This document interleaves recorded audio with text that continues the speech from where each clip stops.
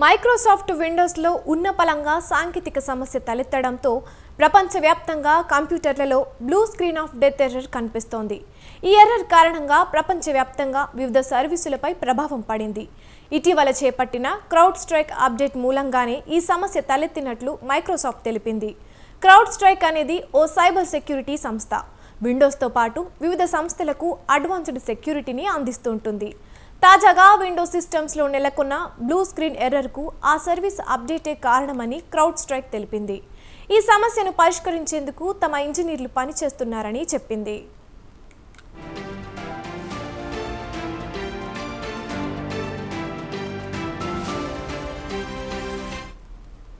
Blue స్క్రీన్లో కనిపిస్తున్న ఈ ఎర్రర్స్ను బ్లాక్ స్క్రీన్ ఎర్రర్స్ లేదా స్టాప్ కోడ్ ఎర్రర్స్గా పిలుస్తారు. దీనివల్ల విండోస్ ఒక్కసారిగా షట్ డౌన్ లేదా రీస్టార్ట్ అవుతుంది. సాధారణంగా హార్డ్వేర్, సాఫ్ట్వేర్ సమస్యల వల్ల ఈ ఎర్రర్స్ తలెత్తుతుంటాయి. ఒకవేళ ఇటీవల ఏదైనా హార్డ్వేర్ను ఇన్స్టాల్ చేయడం వల్ల బ్లూ స్క్రీన్ ఎర్రర్ తలెత్తి ఉంటే సిస్టమ్ను షట్ డౌన్ చేసి హార్డ్వేర్ను తొలగించి రీస్టార్ట్ చేయాల్సి ఉంటుంది. తాజా బ్లూ స్క్రీన్ ఎర్రర్ను ఎలా ట్రబుల్ చేయాలనే విషయాన్ని మైక్రోసాఫ్ట్ చూపించింది.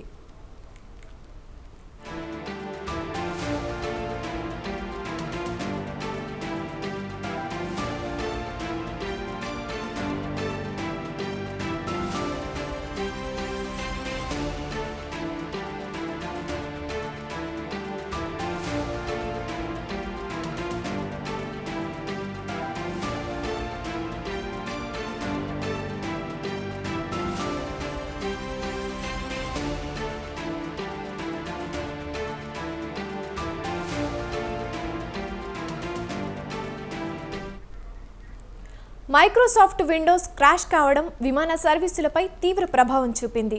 తీవ్రంగా అస్తవ్యస్తం అయ్యాయి. దీని ప్రభావం భారత్ పైన పడింది. సర్వీస్ ప్రొవైడర్కు సంబంధించిన ఇన్ఫ్రాస్ట్రక్చర్ సమస్యల వల్ల బుకింగ్, చెక్-ఇన్ సహా ఆన్లైన్ సేవలు కొన్ని తాత్కాలికంగా అందుబాటులో ఉండట్లేదని భారత్కు చెందిన ఆకాశ, ఇండిగో, స్పేస్ జెట్ వంటి పలు పౌర విమానయాన సంస్థలు వెల్లడించాయి.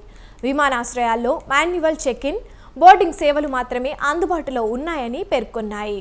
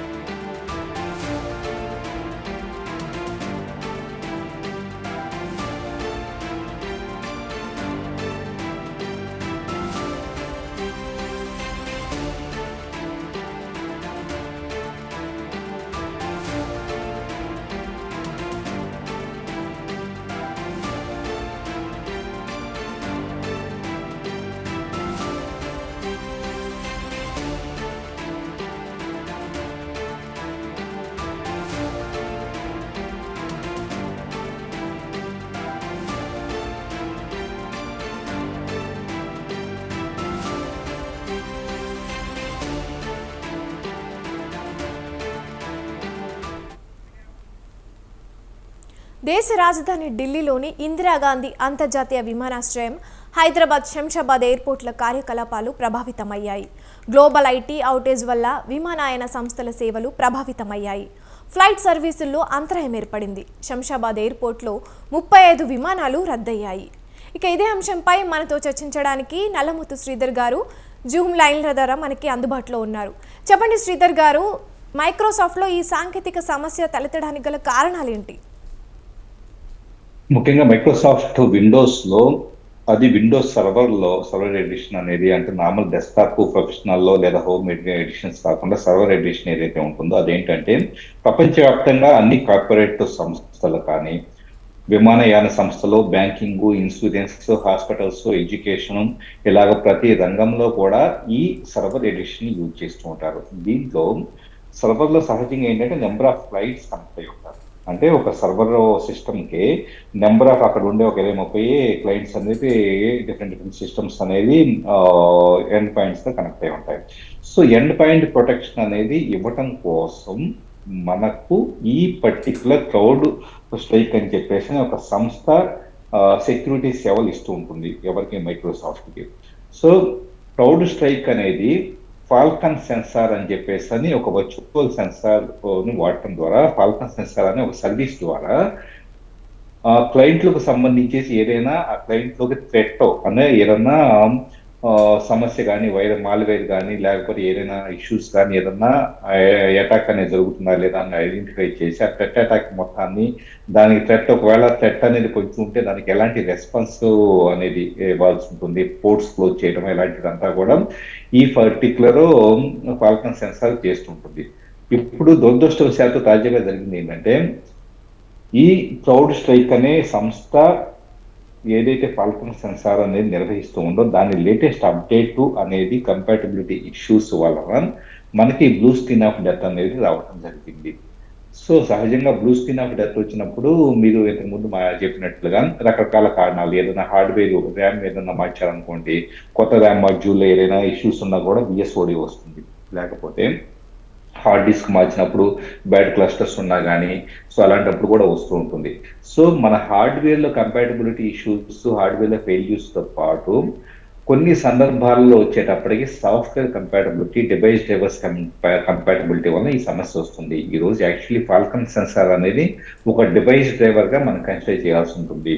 సో డివైస్ డ్రైవర్ అనేది ప్రాపర్గా కంపాటబుల్ అవ్వకపోవటం వల్ల, లేటెస్ట్ అప్డేట్ వల్ల మనకి బ్లూ స్క్రీన్ వచ్చింది. కాబట్టి సో దీన్ని సింపుల్గా రికవరీ మోడ్లోకి వెళ్ళేసి, అంటే సేఫ్ మోడ్లోకి వెళ్ళేసి, విండోస్ సిస్టమ్ 32లో డ్రైవర్స్ అనే దాంట్లోకి వెళ్ళి, సో దీనికి సంబంధించిన క్లౌడ్ స్ట్రైక్ అనే డ్రైవర్ని, క్లౌడ్ స్ట్రైక్ .spy అని చెప్పేసి అనే ఒక డ్రైవర్ ఉంటుంది. ఆ డ్రైవర్ని రిమూవ్ చేసి సిస్టమ్ నార్మల్గా బూట్ చేస్తే కనుక నార్మల్గా పనిచేస్తుంది. కాకపోతే మీరు అన్నట్లు విమానయాన సంస్థలు కానీ ఇలాంటివంతా కూడా ఎప్పటికప్పుడు అర్జెన్సీలో పనిచేస్తూ ఉంటాయి. టెక్నికల్గా ఇలాంటివి అప్పటికప్పుడు హ్యాండిల్ చేయడం చాలా కష్టం. కాబట్టి చాలా దారుణంగా ప్రపంచవ్యాప్తంగా ఎంతో నష్టం అనేది జరిగింది. ప్రస్తుతం మనం ఇండియా టైం ప్రకారం మార్నింగ్ నుంచి వింటే కనుక ఆల్మోస్ట్ ఎన్నో అంతర్జాతీయ విమాన సర్వీసెస్ క్యాన్సిల్ అవడంతో పాటు బ్యాంకింగ్ సెక్టర్, ఇన్సూరెన్స్ సెక్టర్ కూడా ఇంపాక్ట్ అయినట్టుగా తెలుస్తోంది.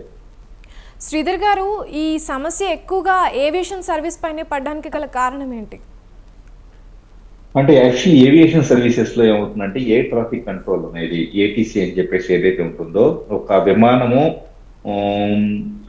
స్టార్ట్ అయిన తర్వాత డెస్టినేషన్కి చేరుకునే లోపల దాని దిశ దాని moment at the same time వచ్చేటప్పటికి మళ్ళా సో ఎప్పుడు ల్యాండ్ అవుతుంది, ఇలాంటి ఇన్ఫర్మేషన్ అంతా కూడా, సో రిమైనింగ్ ఫ్లైట్స్కి ఎక్కడన్నా కాన్ఫ్లిక్ట్ అవుతూ ఉంటుందా, సో ఇదంతా కూడా కేవలం విండోస్ కంప్యూటర్స్ ద్వారా మాత్రమే అది అవుతూ ఉంటుంది. సో ప్రపంచవ్యాప్తంగా కూడా ఎక్కువగా అధిక శాతం విమానయాన సంస్థలు వచ్చేటప్పటికి విండోస్ ఆపరేటింగ్ సిస్టమ్ ని వాడుతూ ఉంటాయి. ఎందుకు వాడుతూ ఉంటాయి అంటే కనుక, ఇప్పుడు లైనెక్స్ లో ఉబుంటూ కావచ్చు, రెడ్ హ్యాట్ కావచ్చు, ఇలాంటి థర్డ్ పార్టీ వేరే ఆపరేటింగ్ సిస్టమ్ మోడల్స్ ఉన్నా కూడా వాటిలో ఒక ఎండ్ యూజర్ కి ఆపరేట్ చేయగలిగేలాగా, అంటే టెర్మినల్ దగ్గర కూర్చొని ఏ స్టాఫ్ అనే వాళ్ళు ఆపరేట్ చేయగలిగేలాగా అంత ఫెసిలిటీస్ కానీ, అంత సోఫిస్టికేటెడ్ సాఫ్ట్వేర్ కానీ డిజైన్ చేయబడలేదు. అందుకని ఏంటంటే విండోస్ ఆపరేటింగ్ సిస్టమ్ లో ఎంత ఫ్లెక్సిబిలిటీ ఉంది, అలాగే యూజర్ కంట్రోల్ కూడా చాలా బెటర్ గా ఉంటుంది, ఆప్షన్స్ బెటర్ గా ఉంటాయి అని చెప్పేసి ఆల్మోస్ట్ బ్యాంకింగ్ కానీ, విమానయాన సంస్థలు కానీ వీటన్నిటిలో కూడా విండోస్ మాత్రమే యూజ్ చేస్తూ ఉంటారు. అందువలన ఒక్కసారిగా మనం ఉపయోగిస్తున్న కంప్యూటర్ ఆఫ్ అయిపోతే కనుక ఎలాగైతే ప్యానిక్ అయిపోతూ ఉంటామో, నెక్స్ట్ ఏం చేయాలి, ఉదాహరణకి ఒక టెర్మినల్ దగ్గర పీపుల్ వెయిట్ చేస్తూ ఉన్నారు నెక్స్ట్ ఫ్లైట్ కోసం, ఇక్కడేమో ఆగిపోయింది. వాళ్ళకి ఏదైనా సింపుల్గా ప్రాక్టికల్గా చెప్పాలంటే, మనం మన చేతిలో బోర్డింగ్ పాస్ తీసుకుని వెళ్ళేసి టెర్మినల్ దగ్గరికి వెళ్ళేసి అక్కడ స్కాన్ చేయాలన్నా కూడా కంప్యూటర్ లేకపోతే కనుక ఎలా జరుగుతుంది. సో ఇది మెయిన్ ప్రాబ్లం అవడం జరిగింది ప్రపంచవ్యాప్తంగా. సార్, ఇప్పుడు ఈ సమస్య సాల్వ్ అవ్వడానికి ఎంతవరకు టైం పడుతుంది? బేసికల్గా వచ్చేటప్పటికి దీనికి ఆల్మోస్ట్ సొల్యూషన్ అనేది ఐడెంటిఫై చేసినట్టుగా తెలుస్తుంది. అంటే అసలు ప్రాబ్లం ఎక్కడ ఎరేజ్ అయింది అన్నదాన్ని ఐడెంటిఫై చేయడం జరిగింది. ఫాల్కన్ సెన్సార్ లో వచ్చి అప్డేట్ రిలీజ్ చేసిన తర్వాత అప్డేట్లో ఏం కాన్ఫ్లిక్ట్ అవుతుందో ఐడెంటిఫై చేసినట్టు తెలుస్తుంది. సో నెక్స్ట్ 1 or 2 hours లోపల ప్రపంచవ్యాప్తంగా కూడా అన్ని కంప్యూటర్స్ నార్మల్కి వచ్చే అవకాశం అనేది ఉంటుంది. సో ఈ లోపల వచ్చేటప్పటికే సర్వీసెస్ డిస్రప్షన్ లేకుండా ఉండాలంటే ఇందాక నేను చెప్పినట్లుగా సేఫ్ మోడ్లోకి వెళ్ళేసి సేఫ్ మోడ్లోకి బూట్ చేయడానికి చాలా ఈజీ ప్రాసెస్. కంప్యూటర్ బూట్ చేసిన తర్వాత F8 ప్రాసెస్ F8 అనే కీని ప్రెస్ చేస్తే కనుక so Windows normal mode safe boot అని చెప్పేసి వస్తుంది. సేఫ్ బూట్ అనే దాన్ని సెలెక్ట్ చేస్తే లోపల సేఫ్ బూట్లోకి వెళ్ళిన తర్వాత డెస్క్టాప్ C డ్రైవ్లోకి వెళ్ళేసి విండోస్ సిస్టమ్ 32 అని చెప్పేసి అనే దాంట్లో సో ఈ క్రౌడ్ స్ట్రైక్ అని చెప్పేసి అనే ఫోల్డర్లోకి వెళితే అక్కడ ఉండే ఒక డివైస్ డ్రైవర్ SYS అనే ఎక్స్టెన్షన్ ఉంటుంది, దాన్ని రిమూవ్ చేస్తే సరిపోతుంది. ఇది యాక్చువల్లీ నేను చెప్పడానికి లెంతీ అయింది కానీ టెక్నికల్గా అవగాహన ఉన్న వాళ్ళకి వితిన్ 1 minute ఇదంతా చేసేయగలుగుతారు. సో అది చాలా సింపుల్ ప్రాసెస్. ఆ తర్వాత కంప్యూటర్ రీస్టార్ట్ చేస్తే కనుక ఆటోమేటిక్గా నార్మల్గా పనిచేస్తూ ఉంటుంది. సో నెక్స్ట్ ఈ పర్టికులర్ క్రౌడ్ స్ట్రైక్ అనేది ఏదన్నా అప్డేట్ రిలీజ్ చేసేంత వరకు దాన్ని మైక్రోసాఫ్ట్ హ్యాండిల్ చేసి విండోస్ అప్డేట్ రూపంలో రోల్ అవుట్ చేసేంత వరకు సో ఇలాగ టెంపరీగా యూజ్ చేసుకోవడం అనేది చాలా ఈజీ ప్రాసెస్. అసలు వాస్తవం చెప్పాలంటే ఏమీ ప్రాబ్లం జరగలేదని చెప్పుకోవాలి. కాకపోతే డివైస్ డ్రైవర్స్ వలన లేకపోతే ఈ థర్డ్ పార్టీ సర్వీసెస్ వలన ఈ ప్రాబ్లమ్స్ రావడం అనేది సహజమే. కానీ ప్రపంచవ్యాప్తంగా ఎన్నో వ్యవస్థలు ఆధారపడి ఉన్న సందర్భంలో రియల్ టైంలో లైవ్ లో ఎన్నో సేవలు కొనసాగే సందర్భంలో ఒక్కసారిగా ఏదో అప్డేట్ అనేది వచ్చింది, అప్డేట్ చేయబడింది ఆటోమేటిక్ గా. సో అయిన తర్వాత రీస్టార్ట్ అవ్వడం మొదలైందంటే కనుక ఇది మెయిన్ పెద్ద ఛాలెంజ్ గా భావించాల్సి ఉంటుంది. సో అందువలన ఎవరైతే ఇంపాక్ట్ అయి ఉన్నారో ఇంపాక్ట్ అయిన ఉన్న వాళ్ళు ఆటోమేటిక్ గా అక్కడ ఉండే IT టీమ్స్, ఉదాహరణ హాస్పిటల్స్ ఉన్నాయి అనుకోండి.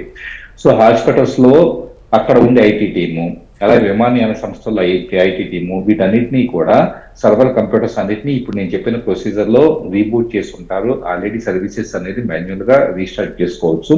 కానీ అఫీషియల్ గా ఆ సంస్థ నుంచి అప్డేట్ రావడానికి మాత్రం టైం తీసుకుంటుంది. సో ప్రాబ్లం అనేది అయితే కనుక మనం ఇప్పటికిప్పుడు రీస్టోర్ చేసుకోవడానికి అయితే కనుక మెథడ్ అయితే అందుబాటులో ఉంది. శ్రీధర్ గారు, ఇలాంటి సమస్యలు తలెత్తినప్పుడు బ్యాకప్ ప్లాన్స్ ఏమైనా ఉంటాయా? బ్యాకప్ ప్లాన్స్ అంటే ఒకటే ఏమవుతుందంటే నర్తి గారు, మనం విండోస్ ఆపరేటింగ్ సిస్టమ్ వాడుతున్నాం అని చెప్పేసి అనుకున్నప్పుడు విండోస్ లో ఈ రోజు ఈ ప్రాబ్లం వచ్చింది ఫాల్కన్ సెన్సార్ వలన, రేపు ఇంకొక కొత్త ప్రాబ్లం వచ్చే అవకాశం అనేది ఉందనుకుందాం.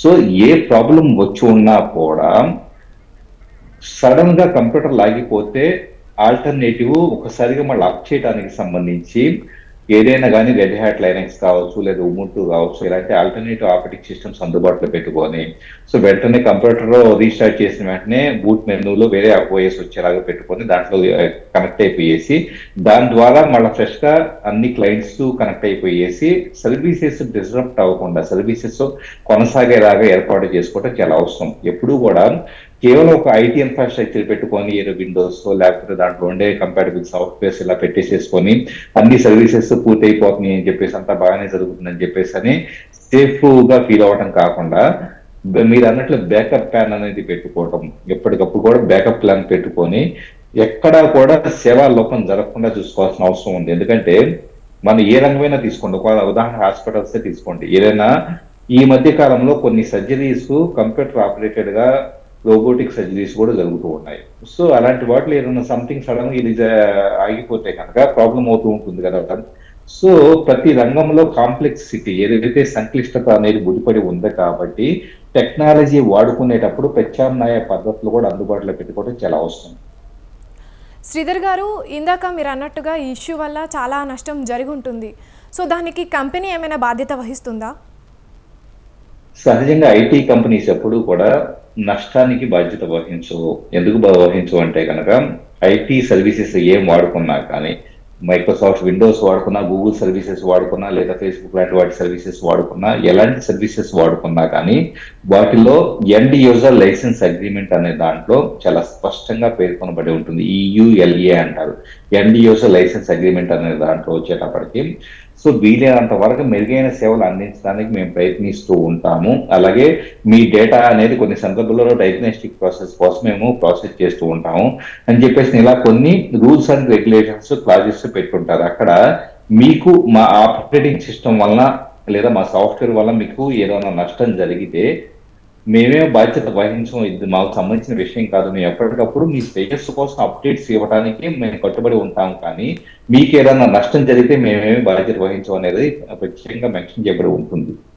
ఎందుకంటే వాస్తవంగా ఇలాగా నష్టపరిహారం చేసుకుంటా వెళ్ళాలంటే గనక ఈ రోజు విండోస్, ఈ రోజు ఆండ్రాయిడ్, ఈ రోజు యాపిల్ ఐఫోన్ తయారు చేసి మనం వాడుతున్న ఆపరేటింగ్ సిస్టమ్స్ ప్రతి దాంట్లో కూడా ఎన్నో సెక్యూరిటీ లోపాలు ఉన్నాయి. సో సమర్థవంతమైన హ్యాకర్ ఎవరైనా కానీ వాటిలో ఉండే ఎక్స్ప్లాయిట్స్ బేస్ చేసుకుని వాటిలోకి ప్రవేశించి వాటిని దుర్వినియోగం చేస్తే గనక ఆ సంస్థల బాధ్యత వహించాలి అంటే గనక వాళ్ళు ఇక వాళ్ళకు వచ్చే ఆదాయం మొత్తాన్ని నష్టపరిహారానికి వెచ్చించాల్సిన పరిస్థితి ఏర్పడుతూ ఉంటుంది. సో టెక్నాలజీ అనేది టేకెన్ ఫర్ గ్రాంటెడ్ గా తీసుకోవాల్సిందే తప్పించి, అంటే వాళ్ళు ఇప్పటి వరకు వాళ్ళకున్న నైపుణ్యతతో, అంటే స్కిల్స్ అక్కడ ఉండే వాళ్ళ ఐటీ టీంతో ఒక వెర్షన్ తయారు చేసి తీసుకొచ్చారు. ఆ వెర్షన్ 100% పర్ఫెక్ట్ అని చెప్పడానికి లేదు. సో దాన్ని మనం ఓకే బాగా పనిచేస్తుంది కదా, దాంట్లో లోపాలు ఉన్నా కూడా ఈ మూమెంట్ బాగా పనిచేస్తుంది కదా అని చెప్పేసి అనే భావనతో మనం అడాప్ట్ చేసుకోవాలి తప్పించి ఆ సంస్థ ఇక పూర్తి పర్ఫెక్ట్ గా ఇవ్వలేదు కాబట్టి నష్టపరిహారం మనం అడగటానికి ఉండదు, ప్లస్ వాళ్ళు కూడా. శ్రీధర్ గారు, ప్రజెంట్ ఈ సమస్య వల్ల జరుగుతున్న వాటికి ఆల్టర్నేట్స్ ఏమైనా చూసారా? ఆల్టర్నేటివ్స్ అంటే కనుక వాస్తవంగా చెప్పాలంటే రెండు నష్టాలు జరుగుతున్నాయి. ఒకటేంటి, ఆర్థిక పరమైన నష్టం, ఎకనామిక్ యాక్టివిటీ అనేది దెబ్బతింటాం. గంటల తరబడి ప్రపంచవ్యాప్తంగా కూడా అన్ని రంగాలలో ఒక సర్వీసెస్ నిలిచిపోయి ఉన్నాయంటే, విమానాలు క్యాన్సిల్ అయి ఉన్నాయంటే కనుక, అలాగే హాస్పిటల్స్ లో ప్రాబ్లమ్స్ ఏర్పడ్డాయి అంటే, బ్యాంక్స్ లో ఏదైనా సమస్యలు ఏర్పడ్డాయి అంటే కదా, ఎకనామిక్ యాక్టివిటీ ఆర్థిక లావాదేవీలన్నీ కూడా ఆగిపోయినట్టు మనం చెప్పాల్సి ఉంటుంది. సో దీని వలన ఆర్థిక వ్యవస్థకు వచ్చే నష్టము భారీగానే ఉంటుంది. దీనికి ప్రత్యామ్నాయం అనేది ఏది లేదు. రెండోది, సిస్టమ్స్ వర్క్ చేయకపోవడం వలన పీపుల్ ప్యానిక్ అయిపోయేసి, అక్కడ ఉండే స్టాఫ్ ప్యానిక్ అయిపోయేసి, మ్యాన్ అవర్స్ వేస్ట్ అయిపోయేసి, ఇదంతా కూడా సహజంగా జరుగుతూ ఉండే స్కోప్ ఉంటుంది. సో దీనికి కూడా వచ్చేటప్పటికే వాస్తవంగా ఇక్కడ హైదరాబాద్, శంషాబాద్ ఎయిర్పోర్ట్ తగ్గించి ప్రతి దగ్గర కూడా ప్రపంచవ్యాప్తంగా ఎన్నో ఎయిర్పోర్ట్స్ లోను మనం ఎయిర్పోర్ట్స్ మీద దృష్టి పెడతాం, కానీ ఎడ్యుకేషన్ ఫీల్డ్ తగ్గించి అన్ని ఫీల్డ్స్ లో కూడా డిజర్ప్షన్ అనేది ఆల్రెడీ జరుగుతూ ఉంది. సో ప్రతి ఫీల్డ్ లో కూడా నష్టం జరుగుతూనే ఉంది. దానిని మాన్యువల్ గా సాల్వ్ చేసుకొని రీస్టోర్ చేసుకోవడం అనేది ఒక ఎత్తైతే కనుక, మాన్యువల్ గా సాల్వ్ చేసుకోలేని పరిస్థితుల్లో వచ్చేటప్పటికి ఐటీ టీమ్స్ సపోర్ట్ తీసుకోవడము, లేకపోతే కనుక ఫర్దర్ గా కంపెనీ అప్డేట్ రిలీజ్ చేసేంత వెయిట్ చేయడం అనేది మోస్ట్ ఇంపార్టెంట్. అంతకు మించి మనం ప్రత్యేకంగా ఆల్టర్నేటివ్ ఉందని చెప్పేసి అనుకోవడానికి ఏమీ లేదు. శ్రీధర్ గారు, సైబర్ సెక్యూరిటీ ఇష్యూస్ ఉండే అవకాశం ఉందా? సైబర్ సెక్యూరిటీ ఇక్కడ సైబర్ సెక్యూరిటీ ఇష్యూ కాదు. యాక్చువల్లీ ఇదేమి హ్యాకింగ్ చేయడానికో లేకపోతే కనుక ఇది హ్యాకింగ్ జరిగింది అనుకోవడానికి ఇక్కడ ఏమీ లేదు. ఎందుకంటే ఇది చాలా స్పష్టంగా ఫాల్కన్ సెన్సార్ అనేది ఒక డివైస్ డ్రైవర్ అంటే వర్చువల్ డ్రైవర్. సో ఆ డ్రైవర్ అనేది మన కంప్యూటర్ లో ఉన్నప్పుడు అది ఏంటి చేస్తుంది, కొంత రక్షణ ఇస్తుంటుంది. ఏదన్నా మన కంప్యూటర్ లోకి ప్రమాదకరమైన వైరస్ రావడానికి ప్రయత్నించినా కానీ, ఎవరైనా అటాక్ చేయడానికి ప్రయత్నించినా కానీ, లేకపోతే నెట్వర్క్ లో సంథింగ్ స్పైవేర్ లాంటివి వచ్చినా కానీ, వీటన్నిటిని అడ్డుకోవడం కోసము ఎండ్ పాయింట్ ప్రొటెక్షన్ కోసం వచ్చేటప్పటికి ఈ ఫాల్కన్ సెన్సార్ వాడబడుతుంది. అంటే ఇది ఐసోలేటెడ్ గా ఒక సేవ, మన విండోస్ ఆపరేటింగ్ సిస్టమ్ లో ఇవ్వబడిన ఒక సర్వీస్ ఆధారంగా వచ్చిన సమస్య తప్పించి ఎవరో ప్రపంచవ్యాప్తంగా ఉన్న అందరి విండోస్ కంప్యూటర్స్ లోకి చొరబడో, లేకపోతే ఈ పర్టికులర్ క్రౌడ్ స్ట్రైక్ అని చెప్పేసి అనే సంస్థ సర్వర్స్ లోకి ఎంటర్ అయ్యేసి చేసిన నష్టం అయితే కాదు. ఒక సాఫ్ట్వేర్ ని తయారు చేసేటప్పుడు దాంట్లో ఉండే లోపము, దాన్ని సరిగా చేయకపోవటం వల్ల దాంట్లో ఏర్పడిన లోపం వల్ల ఏర్పడిన సమస్య. శ్రీధర్ గారు, ఎస్బీఐకి ఎలాంటి సమస్య లేదని చెప్పారు. సో ఇది కొన్నింటికి మాత్రమే ఎందుకు ఈ సమస్య వచ్చింది? ఇప్పుడు ఎస్బీఐ ఇంకోటో అని చెప్పేసి మనం అనుకోవటానికి వాస్తవంగా ఆయా సంస్థల్లో యాక్టివిటీ అనేది ఏది కూడా, అంటే వాళ్ళు ఏం చేస్తున్నారంటే ఎస్బీఐ అనే దాంట్లో మాకు నష్టం లేదని చెప్పేసి అంటే వాళ్ళు ఆల్టర్నేటివ్ సాఫ్ట్వేర్ ఏదైనా వాడుతూ ఉండాలి. అట్ ద సేమ్ టైం వచ్చేటప్పటికి ఇంత advance deployment of the Microsoft Windows server వాళ్ళ దగ్గర ఉండకపోవచ్చు. రేపు వాళ్ళు వాడుతున్న ఆపరేటింగ్ సిస్టమ్ ఏదైనా సమస్య వస్తే వాళ్ళకే సమస్య తలెత్తుతూ ఉండొచ్చు. సో ఎవరైతే విండోస్ సర్వర్ వాడుతూ ఉన్నారో మెయిన్ స్ట్రీమ్ లో వాళ్ళకి ఖచ్చితంగా ఇంపాక్ట్ ఉంది. ఎవరైతే గనక అది కాకుండా విండోస్ సర్వర్ కాకుండా వేరేది వాడుతూ ఉన్నారో వాళ్ళకి ఇంపాక్ట్ అయ్యే స్కోప్ అనేది లేదు. రెండోది, విండోస్ సర్వర్ వాడుతూ ఉండి కూడా ఆ మూమెంట్ కి పెద్దగా యాక్టివిటీ ఏదీ లేదు, డిపెండెంట్ అవ్వకుండా ఊరికి జస్ట్ ఇన్స్టాల్ అయ్యి ఉంది, ఈ మూమెంట్ కి సీరియస్ యాక్టివిటీస్ ఏమి లేవు అనుకున్నాం. అలాంటప్పుడు కూడా నష్టం ఉండదు. ఉదాహరణకి నాకు ఒక ఆఫీస్ ఉంది అనుకున్నా, 100 మంది స్టాఫ్, 100 కంప్యూటర్లు ఉన్నాయి అనుకుందాం. సో నీ విండోస్ సర్వర్ ఉన్న 100 మందికి ఈ రోజు సెలవు అయ్యి ఉందో, లేకపోతే కనుక వాళ్ళు ఆపరేట్ చేయకపోతే కనుక పెద్ద నాకు వచ్చే నష్టం ఉండదు. అలాగే ప్రపంచవ్యాప్తంగా కూడా నాన్ ఆపరేటివ్ గా ఉండే సిస్టమ్స్ వచ్చేటప్పటికి పెద్ద ఇంపాక్ట్ అయి ఉండకపోవచ్చు. సో ఇక్కడ ఎస్బీఐ వాళ్ళు ప్రత్యామ్నాయ ఆపరేటింగ్ సిస్టమ్ వాడుతుంటే కనుక వాళ్ళకి నష్టం జరిగి ఉండకపోవచ్చు. కానీ ఏదైనా కూడా ప్రపంచ వ్యాప్తంగా మైక్రోసాఫ్ట్ విండోస్ పెనట్రేట్ అయినట్టుగా, అంటే అది కేంద్రీకృతం అయ్యేసి అది వాడబడుతున్నంతగా ఏ ఇతర ఆపరేటింగ్ సిస్టమ్ కూడా ఇప్పటిదాకా ప్రపంచవ్యాప్తంగా ఎస్టాబ్లిష్ కాలేదు. ఎన్నో ఆల్టర్నేటివ్స్ వచ్చినా కూడా, ఓపెన్ సోర్స్ ఏదైతే లైనిక్స్ లాంటివి వచ్చినా కూడా, వాటన్నిటి కంటే ఎక్కువగా 70% ఆఫ్ ద మార్కెట్ షేర్ వచ్చేటప్పటికి కంప్యూటర్లలో, సర్వర్లలో విండోస్ ఆపరేటింగ్ సిస్టమ్ మాత్రమే వాడబడుతుంది. ఇది ఇప్పటికి కాదు, అరౌండ్ విండోస్ 95 వచ్చినప్పటి నుంచి, అరౌండ్ విండోస్ 95 ఎప్పుడు వచ్చిందంటే 95లోనే వచ్చింది, యాక్చువల్ 1995లో. సో అప్పటి నుంచి ఇప్పటి వరకు 95 వచ్చినా, 98 వచ్చినా, 2000 వచ్చినా, లేకపోతే విండోస్ మీ వచ్చినా కానీ, సో ఇలాగ ఏ వెర్షన్ వచ్చినా కూడా విండోస్ 7, 8, అలాగే 10, 11 ఇలాగ ఇన్ని వెర్షన్స్ వచ్చినా కూడా విండోస్ ఉన్నంత మార్కెట్ షేర్ మిగతా ఏటికి లేదు. కాబట్టి సో ప్రపంచవ్యాప్తంగా భారీగా నష్టం జరిగిందని చెప్పుకోవాల్సి ఉంటుంది. విండోస్ వాడే వాళ్ళంతా కూడా ఇబ్బంది పడ్డారని చెప్పుకోవాల్సి ఉంటుంది. శ్రీధర్ గారు, ఈ ఇష్యూ వల్ల డేటాకి ఎఫెక్ట్ అయ్యే ఛాన్స్ ఉందా? ఎలాంటి డేటాకి నష్టం వాటిల్లదు. ఎందుకు డేటాకి నష్టం వాటిల్లదు అంటే, డేటా అనేది మన హార్డ్ డిస్కుల్లో కానీ, లేకపోతే cloud storage services, Google drive, లేకపోతే కనుక అమెజాన్ క్లౌడ్ సర్వీసెస్, ఇలాంటి వాటన్నిటిలోనూ సేవ్ అయి ఉంటుంది. సో ఇది కనెక్టివిటీకి సంబంధించిన ఆ, ఇది అంటే కంప్యూటర్ ఆన్ అవ్వడానికి సంబంధించిన సమస్య తప్పించి, ఒక్కసారి ఆన్ అయితే హార్డ్ డిస్క్ లో ఉండే డేటా అలాగే సురక్షితంగానే ఉంటుంది. At the same time cloud services లో ఉండే డేటా అలా సురక్షితంగానే ఉంటుంది. సో డేటా అనేది ఇబ్బంది పడదు, డేటా ఎక్కడ కూడా డ్యామేజ్ అయ్యే స్కోప్ లేదు. అదే హ్యాకింగ్ అటెంప్ట్స్ ఏదన్నా జరిగింది అనుకోండి, హ్యాకింగ్ అటెంప్ట్స్ లో ఏం జరుగుతుంది, హ్యాకర్ ఏదైనా డేటాబేస్ లోకో, ఒక సిస్టమ్ లోకో, దాని లోపల ఉండే హార్డ్ డిస్క్ లోకో ఎంటర్ అయ్యేసి అక్కడ ఉండే డేటా మొత్తాన్ని కాపీ చేసుకోనో, లేకపోతే దాన్ని డీక్రిప్ట్ చేసో, దాన్ని మిస్యూజ్ చేసి ఇబ్బంది పెట్టే స్కోప్ అనేది ఉంటుంది. లేదా డేటాని గతంలో మనం చూసిన వానాక్రై ఇలాంటి ర్యాన్సమ్ వేర్ లాంటివి ఎన్క్రిప్షన్ చేసేసి డబ్బులు డిమాండ్ చేసి పీపుల్ని ఇబ్బంది పెట్టే స్కోప్ ఉంటుంది. కానీ ఇక్కడ జరిగిన ఇన్సిడెంట్ వచ్చేటప్పటికి కేవలం మనం అనుకున్నట్లుగా ఫాల్కన్ సెన్సార్ అనే సర్వీస్ లోపభూయిష్టంగా ఉండటం వలన కంప్యూటర్లు ఆన్ అవ్వట్లేదు. కానీ అలా ఆన్ అవ్వకపోవటానికి కూడా ప్రత్యామ్నాయమైన ఒక ప్రత్యేక ఏర్పాటు ఉంది, ఏది సేఫ్ మోడ్ లో నేను చెప్పిన మెథడ్ లో. సో ఆన్ అయిన తర్వాత ఆటోమేటిక్ గా మీ డేటా ఎక్కడికి పోకుండా చాలా సేఫ్ గా ఉంటుంది. ఎందుకంటే ఇది హ్యాకర్లు చేసిన ప్రయత్నం అయితే కాదు, జస్ట్ సర్వీస్ లోపంగా మనం చెప్పుకోవాలి. Okay sir, thank you sir, మాకు ఈ Yeah. సాంకేతికత గురించి చాలా విషయాలు తెలిపినందుకు.